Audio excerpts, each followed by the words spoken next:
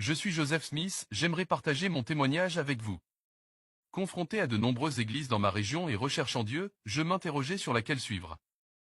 J'étais vraiment travaillé par les disputes des religieux. Je lus, un jour, l'épître de Jacques, qui dit « Si quelqu'un d'entre vous manque de sagesse, qu'il la demande à Dieu, qui donne à tous simplement et sans reproche, et elle lui sera donnée. » Jamais aucun passage de l'Écriture ne toucha le cœur de l'homme avec plus de puissance que celui-ci ne toucha le mien. Il me sembla qu'il pénétrait avec une grande force dans toutes les fibres de mon cœur.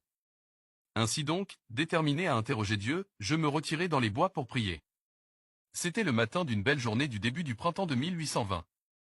Alors que je priais, une lumière se posa sur moi, je vis deux personnages dont l'éclat et la gloire défient toute description, et qui se tenaient dans les airs. L'un d'eux me parla, m'appelant par mon nom, et dit, en me montrant l'autre, « Celui-ci est mon fils bien-aimé, écoute-le. » Je demandai au personnage qui se tenait au-dessus de moi, dans la lumière, laquelle de toutes les confessions avait raison, et à laquelle je devais me joindre.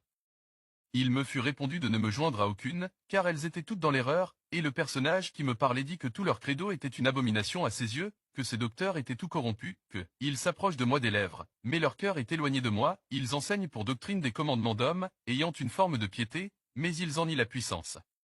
Il me défendit de nouveau de me joindre à aucune d'elles et me dit encore beaucoup d'autres choses que je ne puis écrire maintenant.